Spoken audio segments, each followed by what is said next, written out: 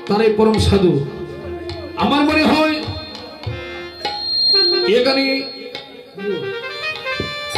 অনেক চাকরিজীবী, অনেক ভক্তগণ আছেন যে সারাটা দিন ব্যবসা কর্মে রত থাকে, রাত্রেবেলা সেটে কিছুক্ষণ সময় ভক্তের সঙ্গ করার জন্য, এটি পুণ্য হয়। মহাপ্রভু যে দিবানিশি নাম যজ্ঞের বিধানটা দিয়েছেন কেন? যে কলিযুগের মানুষ তারা কর্মময় জগতে সেজে কর্ম করতে হবে। হয়তো কোনো ভক্ত দিনের বেলা সময় পাবে না, রাত্রিবেলা সে যদি কোনো এক সময় ভক্তের সঙ্গ করে, কৃষ্ণ কথা শ্রবণ করে, তারই মঙ্গল হবে। দেখুন আজ এখানে এই হরিবাসরে নরনারী সবাই একা শুনে বসে কীর্তন শ্রবণ করে। সুদীজন ভগবান যে ভক্তের মাঝে বিরাজিত, তার প্রমাণটা দেখুন। একটা কথা মনে পড়ে গেছে আমার, এক জায়গায় হরিনাম মহাযজ্ঞ হয়েছিল, হাজার হাজার ভক্তবৃন্দের সমাবেশ। কি জানি কখন এই হরিনাম মহাযজ্ঞে কি ঘটে যায়। থানার কয়েকজন পুলিশ এসেছেন কীর্তন ডিউটি পালন করার জন্য। থানা থেকে কয়েকজন পুলিশ এসেছেন কেন? কীর্তন মন্ডলের বাহির থেকে কীর্তন ডিউটি পালন করে, যাহাতে শান্তি শৃঙ্খলা ভাবে হরিনাম মহাযজ্ঞ হয়। কীর্তন মন্ডলে সারাটা দিন কীর্তন চলেছে, ভক্তগণ প্রেমালিঙ্গন করছে। পুলিশের চাকরি করতেন একজন, তার নামটা হচ্ছে হরিদাস। আমি ভক্ত হরিদাসের কথা বলি নাই, যেমন হরিদাসের কথা বলি নাই, যে হরিদাসের কথা বলছি তিনি পুলিশের চাকরি করতেন, পড়ার চাকরি। এই যে সারাটা দিন কীর্তন মন্ডলের বাহির থেকে কীর্তন ডিউটি পালন করছে, আর ভক্তগণ যে এই কীর্তন মন্ডলে প্রেমালিঙ্গন করছে। হরিদাসের ইচ্ছে হচ্ছে যে কীর্তন মন্ডলে এসে ভক্তের সঙ্গে করা, কিন্তু তার মনে ভাব, কিন্তু আবার মনে মনে ভাবছে এরপর যদি আমার ভক্তের সঙ্গ করতে হয়, আমি তো পড়ার চাকরি করি, স্যারের অনুমতি ছাড়া তো আমি ভক্তের সঙ্গ করতে পারবো না। তাহলে গিয়ে দেখি স্যার আমাকে অনুমতি প্রদান করেন কিনা। চলে গেলেন। আপনাদের মতোই, আপনাদের কাছ থেকে তো আর থানা তো আর বেশি দূরে নয়, নবীগঞ্জ থানা। থানায় গিয়ে স্যারকে বলছে, স্যার আমি সারাটা দিন কীর্তন ডিউটি পালন করেছি, এখন আমার বাসা হচ্ছে যে কিছুক্ষণ সময় ভক্তের সঙ্গ করতে, আপনি যদি আমাকে কিছু সময় দিন, আমি ভক্তের সঙ্গ করতে পারি। স্যার বলে উঠেছেন, সে কিন্তু আমাদের সনাতন ধর্মে বলছে, শোনো আমিও চাকরি করি, তুমিও চাকরি করো, আমি তো সারাটা জন্ম চাকরি করে যাচ্ছি, কিন্তু একদিন তো ভক্তের সঙ্গ করলাম না। আর তোমার যদি এতই বাসনা থাকে ভক্তের সঙ্গ করতে, তাহলে চাকরি ছেড়ে চলে যাও। চাকরি ছেড়ে কি সারা জন্ম তুমি ভক্তের সঙ্গ করো, কেউ তোমাকে নিষেধ বাধা করবে। ও বাবা, আমরা যারা এখানে এসেছি সবাই তো পড়ার চাকরি করে যাচ্ছি, কিন্তু বারবার আপনাদেরকে কৃতজ্ঞতা জ্ঞাপন, এই যে পড়ার চাকরি করেও নিগুড় রাত্রে এসেছেন, সুখের নিদ্রা পরিত্যাগ করে, জানেন যে এখানে ভগবান এসেছে। সে যখন সময় পেলেন না, নয়নের জলে ভাসে কীর্তনের দিকে চলেছে, যে না স্যার বলেছেন আমাকে যে চাকরি ছেড়ে চলে যেতে, ভক্ত সঙ্গ করতে, যদি শুধু চাকরিটা নয়, আজ সময় পেয়েছি, আর কোনোদিন এমন সময় পেতে পারি, নাও তো পেতে পারি। ভক্ত সঙ্গ করতে গিয়ে যদি আমার প্রাণটা চলে যায়, তবু আমার মনে দুঃখ নেই, ভক্ত সঙ্গ করবই। আমি তো সারাটা জনম পড়ার চাকরি করে যাচ্ছি, তাই বিধাতাকে অনুসরণ করে কেঁদে কেঁদে বলছে। দেখুন কথাটা কেমন, যে পড়ার চাকরি করে যাচ্ছে, আপনি যতদিন উপার্জন করবেন সবাই ভালোবাসবেন, উপার্জন করবেন না কেউ ভালোবাসবেন না। হরিদাসের মনটা কেমন হলো, ভক্তির দিকে নামিত হয়েছে, তাই কেঁদে কেঁদে বলছি, আমি আর কত খাটব গুরু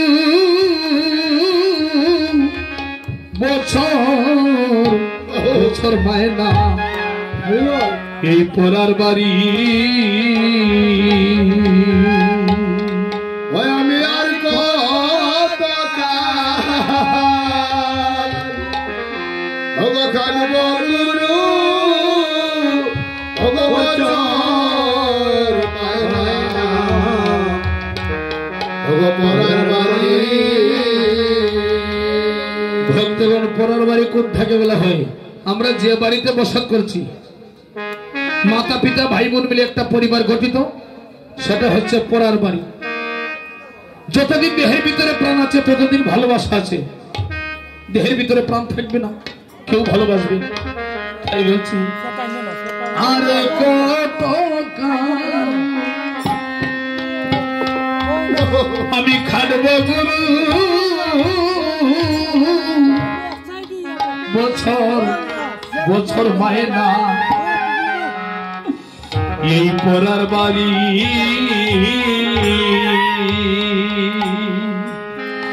গুরু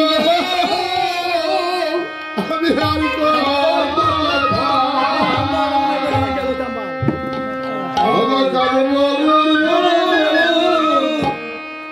বছর মায়না সেই পরার বাড়ি।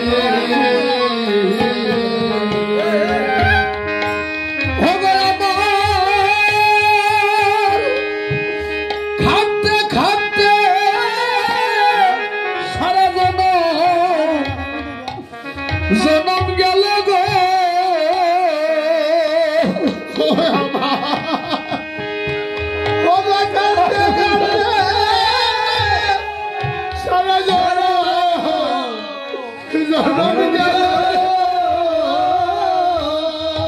দয়াল গুরু গো, খাটতে খাটতে সারা জনম গেল গো।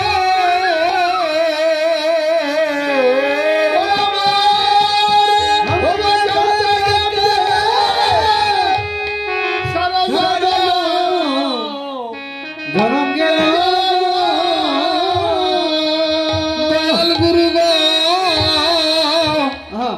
বছর ফিরতে আমার আর কয়দিন বাকি। বছর ফিরতে আমার কয়দিন বাকি। বছর ফিরতে আমার কয়দিন বাকি। বছর কয়দিন বাকি। বছর মায়না এই পরার বাড়ি। আমি আর কত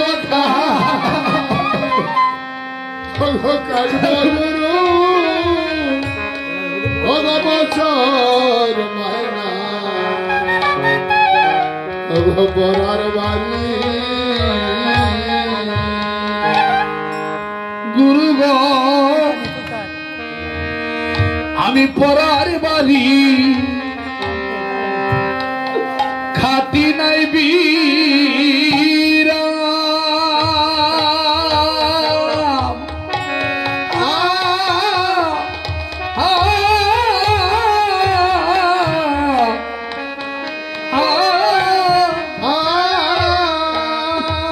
গুরু গো, আমি তিলেক মাত্র পাই না বিশ্রাম। আমি কখন নেব ওই দিন বন্ধুর নাম। আমি পরার বাড়ি কাঠি নাই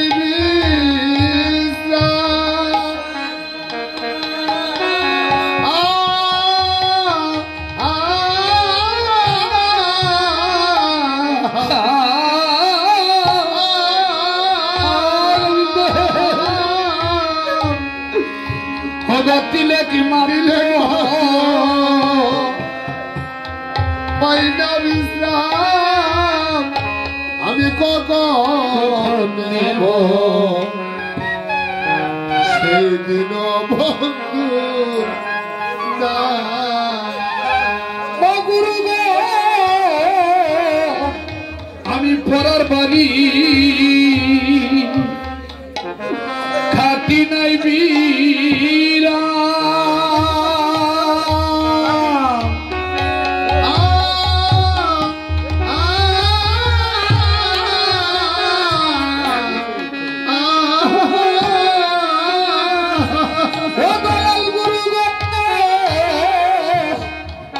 তিলক মাত্র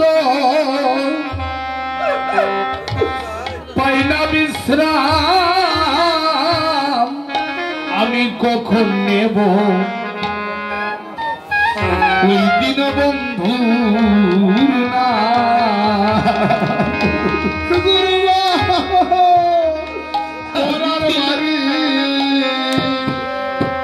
খাটি নাই বীরা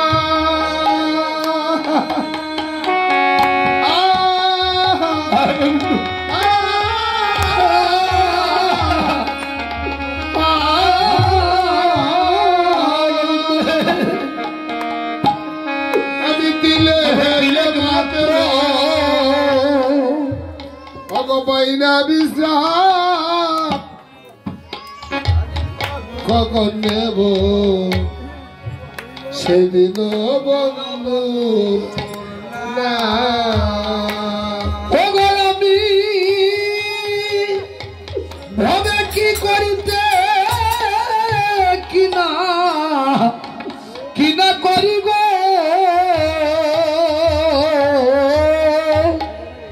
আমি কি করি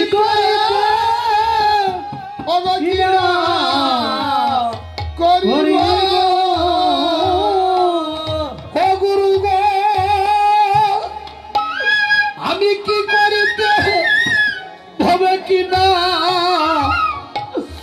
করিব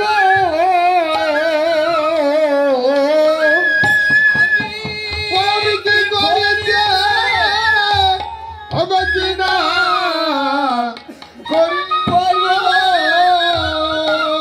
দয়াল গুরু গো শুধু ভূতের বেগার আমি কেটে মরি শুধু ভূতের বেগা আমি কেটে মরি দয়াল গুরু গো শুধু ভূতের বেগার আমি কেটে মরি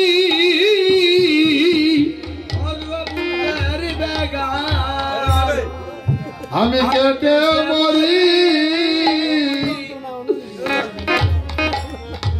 বছর মায়না এই পড়ার বাড়ি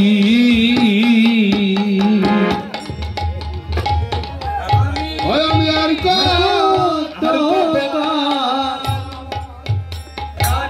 গুরু